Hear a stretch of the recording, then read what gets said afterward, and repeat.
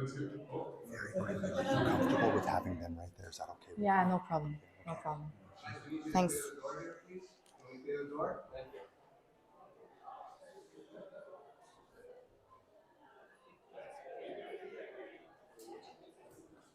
Let's welcome our judges.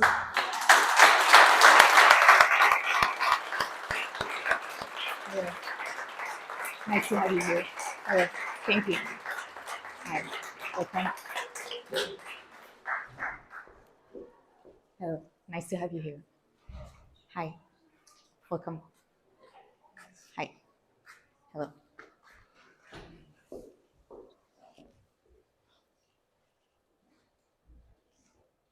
Arrête de lui quand t'es prêt, tu peux donner le signal pour la musique. Après ça, quand les thèmes vont commencer. Oh, good. Everyone's comfortable? Yes. Good. Good. Music and time. Good afternoon, judges. I've been working in the coffee industry for 13 years. This is about the beginning of the specialty coffee industry here in Quebec. At that time, people had little to no information on the coffee they were drinking. But ever since, I've been lucky enough to witness the evolution.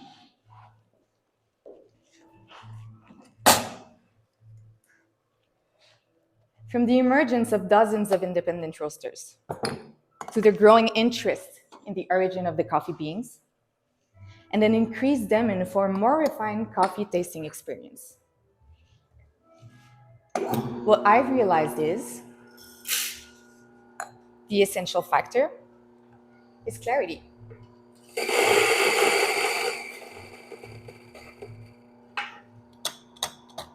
And this is as true in the cup as it is for the key elements of the specialty coffee industry.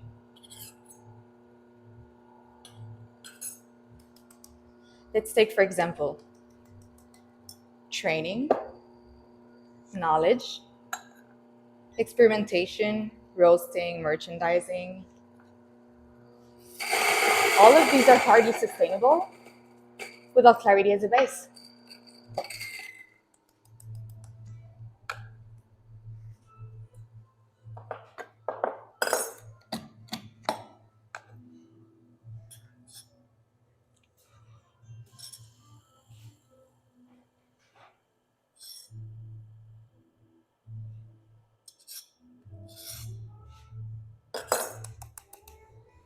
And the same goes for aromas, texture, and body.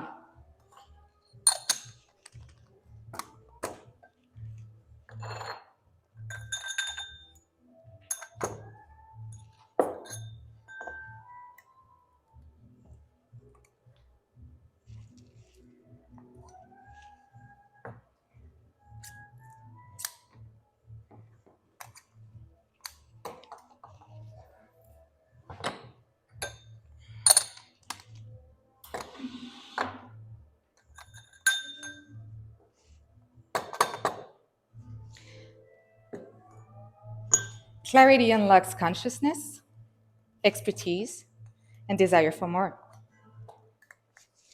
And these are all aspects of the fundamentals of the specialty coffee industry.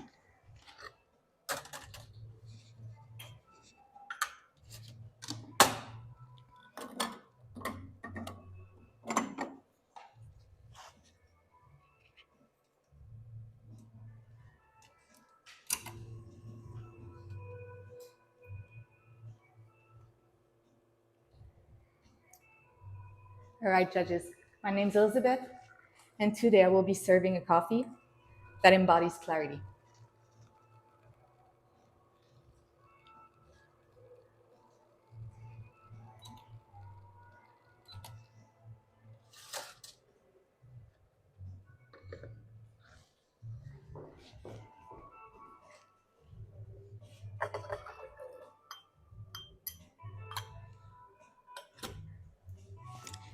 This coffee has a clear expression of the growing conditions of the cherries and the process they underwent.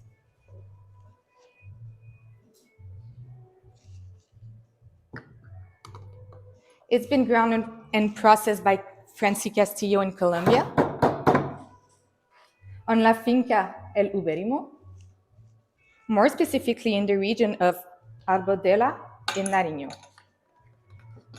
It is a natural processed Colombia, grown at 2,018 meters above sea level. At this altitude,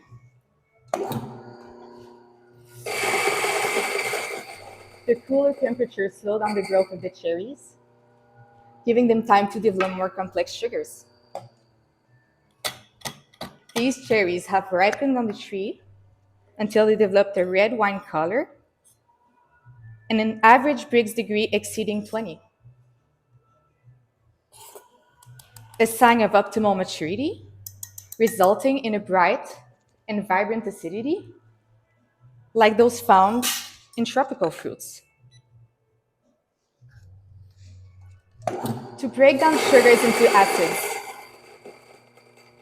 the cherries underwent tank fermentation for 100 to 120 hours. Then, an initial mechanical drying for 22 hours, further refined on drying patios. This results in the silky texture and lingering finish of the espresso.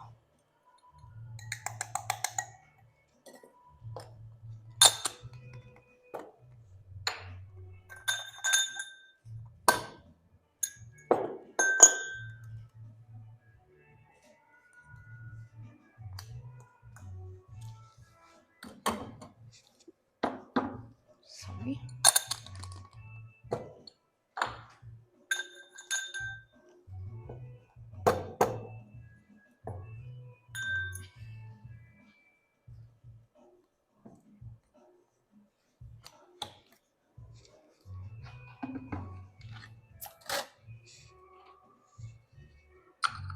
Today, I'm chill extracting with frozen Balsier espressos.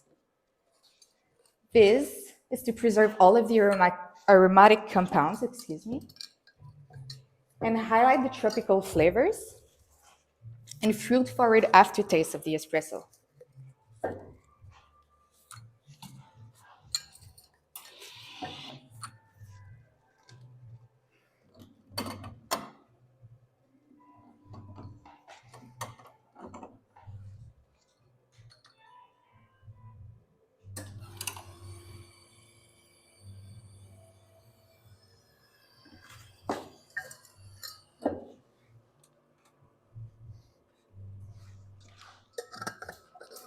You may now take notes of the descriptors I'm about to give for the coffee I'll be serving in all of your services today.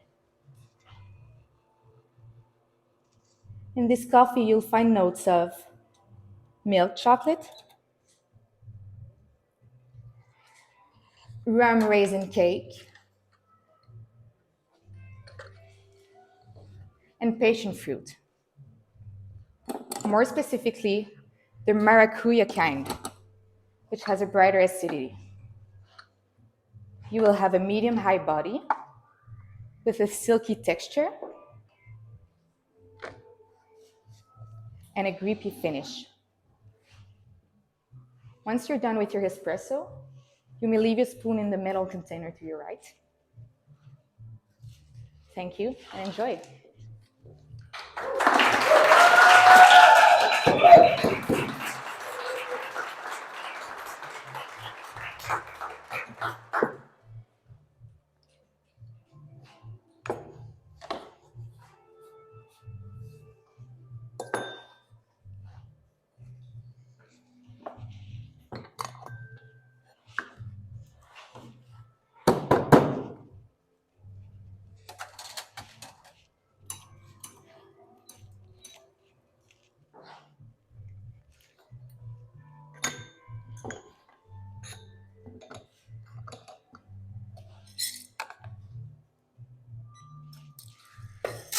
I will now be moving on with your milk course. This espresso having such a structured and complex profile, I wanted to find something that would complement it without overwhelming it. I needed something sweet and creamy to round out the fruity and acidic profile of the espresso. As far as sugar goes, I knew oat milk was a good idea. Oats are naturally sweet. In fact, they contain almost double the carbohydrates present in cow meals. Moreover, during processing and soaking oats, the enzymes break down starches into simpler sugars, making it even more sweet.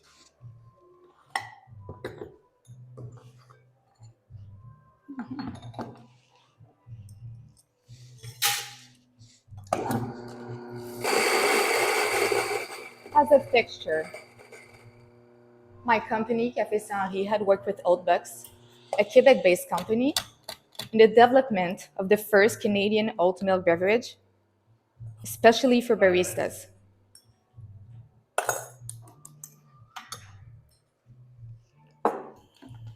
I knew the beverage by heart.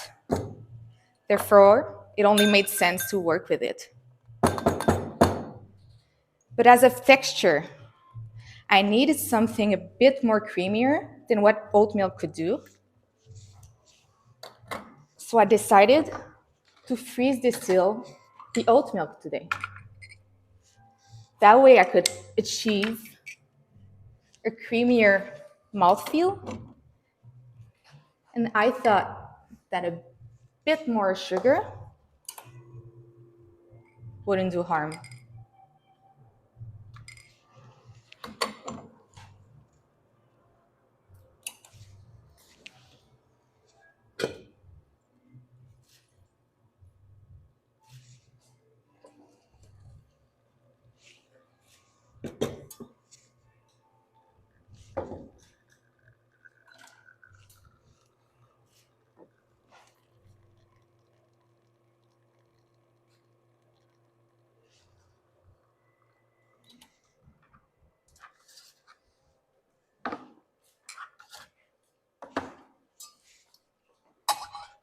Now in this drink, judges, you'll find notes of melted marshmallow,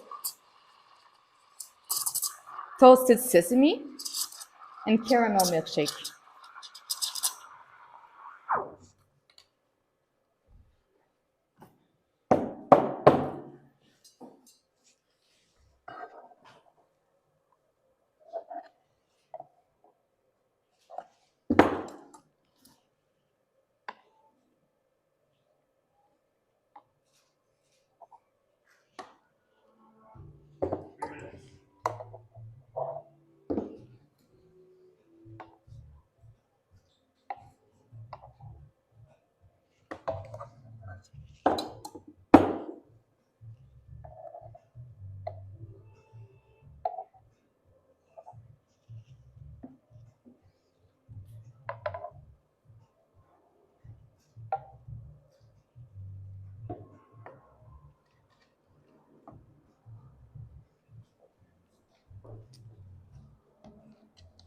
There you go. Thank you. Thank you. And enjoy.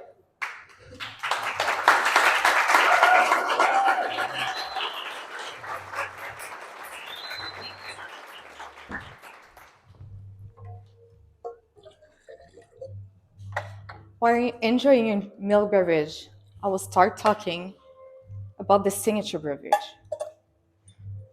I wanted to find something that would remind me of the first espresso we've tasted. Therefore, to the same espresso, I've added genmaicha, a Japanese green tea blended with roasted rice. I've also added a kumquat and yuzu syrup to enhance the passion fruit notes, and an egg white. This has nothing to do with flavor. It's only for texture purpose. I've just dry shaked the drink to incorporate the flavors. And I will now add ice to make it cooler.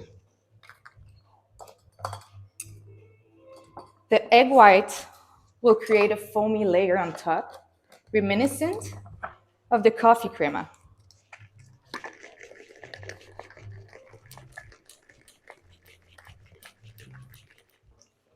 you will find notes of red apple, passion fruit, and spearmint.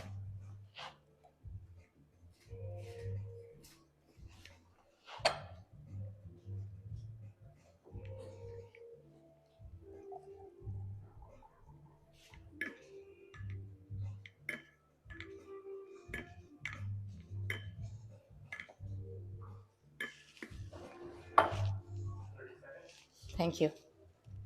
There you go. There you go. Thank you for being here, judges. I remind you the theme of this was clarity. Whatever the role you have in the coffee chain, the specialty coffee chain, whether it's roaster, barista, producer, or judge, I think we should all aim for clarity to make it evolve even more. Time.